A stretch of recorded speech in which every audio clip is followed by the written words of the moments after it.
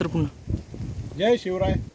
आज आपण ऐतिहासिक अशा वाघ दरवाजा आणि त्याच्या समोर असलेला पोटल्याचा डोंगर याच्या जो खळगा आहे, त्याला जो एक डोंगराचा नैसर्गिक उतार असतो त्याला खळगा म्हणतात आणि तिथून धोधो पाणी वाहत असतं. तर अशा त्या खळग्यात आपण ह्या ठिकाणी उपस्थित आहोत. ह्या वाघ दरवाजाचं हा समोर दिसतोय तो हा पोटल्याचा डोंगर. मी एक वाघ दरवाजाची गोष्ट आणि पोटल्याच्या डोंगराची गोष्ट ही याच्याशी संबंधित आहे. तर ह्या ठिकाणी मी तुम्हाला कथन करतो की जेव्हा 1818मध्ये जेव्हा जुल्फिकार खानाने रायगडचा पाडाव केला, त्यावेळेस संभाजीराजांचा वध झालेला होता आणि रायगडचा त्यावेळेस जुल्फिकार खानाने रायगडला वेढा घालण्याचा प्रयत्न सुरू केला होता. रायगडचा घेरा खूप मोठा असल्यामुळं रायगडला वेढा घालणं आणि त्यासाठी खूप मोठे सैनिक आणि वेढा घालणं खूप जिकारीचं काम होतं. तर त्यावेळेस तो वेढा घालण्याचं काम सुरू झालं होतं आणि साहजिकच महादरवाजाची वाट ही मुख्य वाट असल्यामुळं त्या बाजूला तो वेढा घालण्याचं काम सुरू झालं आणि त्याच वेळेस सगळं राजकुटुंब त्यावेळेस रायगडावर होतं. ही गोष्ट 1688-89मधली मी तुम्हाला सांगतो आहे.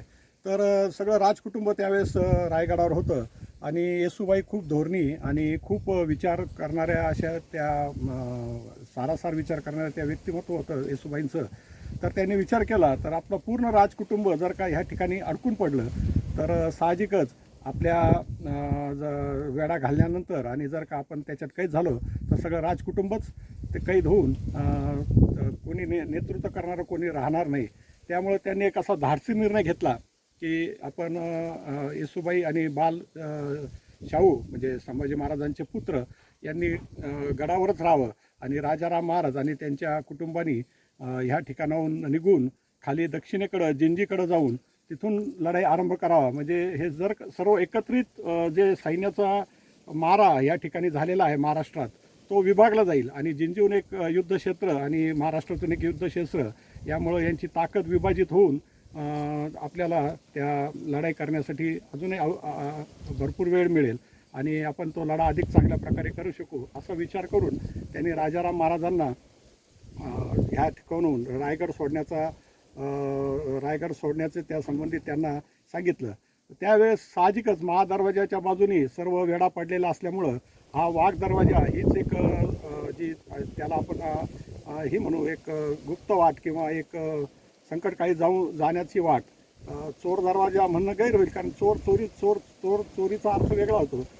असं आपण सरलाच शब्द चोर दरवाजा वापरतो, पण चोर दरवाजा न करता संकटकालीन जाण्याचा जो मार्ग आहे तो वाघ दरवाजा. आणि ह्या ठिकाणाहून उतरण्यासाठी वाघाचंच काळीच पाहिजे, कारण सरळ सोट कडा आणि त्या ठिकाणाहून तिथून उतरणं हे मोठं जिकारीचं काम होतं. पण दोराच्या शिड्या करून राजा महाराज व त्यांच्यासोबत काही सैन्य असं ह्या वाघ दरवाजाच्या वाटेने निघालं आणि प्रथम प्रतापगडला आणि प्रतापगडवरून नंतर ते जिंजीकडे रवाना झालं. वाटेत अनंत अडचणी आल्या, अनेकदा त्यांच्यावर हल्ल्याचे प्रयत्न झाले, पण त्याच्यातून लपत आपला बचाव करत राजाराम महाराज जिंजीला पोहोचले आणि जिंजीहून त्यांनी एक दुसरं युद्धक्षेत्र आरंभलं.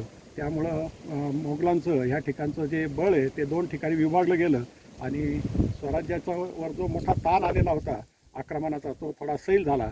तर असं हे वाघ दरवाजाचं महत्त्व आहे.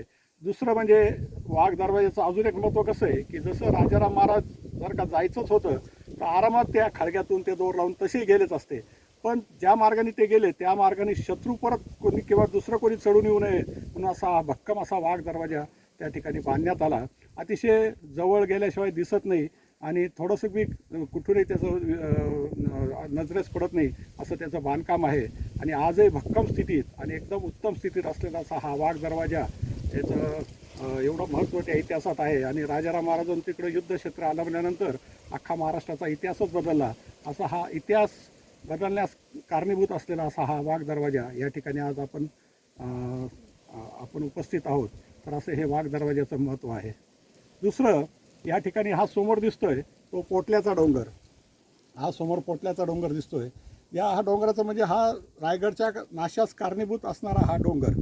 त्यावेळेस 1818मध्ये इंग्रजांनी प्रचंड मारगिरी करून किल्ला जिंकण्याचा प्रयत्न केला, पण इंग्रजांना कुठूनही यश येत नव्हतं आणि अतिशय भक्कम असा हा रायगड कुठूनही त्यांचा मारा किंवा कुठूनही आक्रमण त्यांना यश येत नव्हतं. त्यामुळं त्यांनी हा समोर पोटल्याचा डोंगर दिसतोय, त्या पोटल्याच्या डोंगरवर त्यांनी तोफा चढवल्या आणि त्या तोफा चढवून त्या ठिकाणी तो मारा केला. आणि त्या पोटल्याच्या डोंगरच्याच लाईनीत समोरवरच्या बाजूला दारुगोळ्याचं मोठं कोठार आहे आणि त्या कोठारावर अचूक गोळा पडल्यामुळं ते दारू कोठार उद्ध्वस्त झालं. आणि आता लढण्यासाठी दारुगोळाच नाही तर कशाच्या साहाय्याने लढायचं म्हणून निरुपायाने शेवटचे पेशवे शेवटचे बाजीराव पेशवे आणि वाराणसीबाई या गडावर होत्या आणि त्यांनी इंग्रजांचा गड स्वाधीन केला. तर असा तो रायगडच्या पहाडावर कारणीभूत असलेला हा पोटल्याचा डोंगर या ठिकाणी आपल्याला समोर दिसतोय. चांगला आला.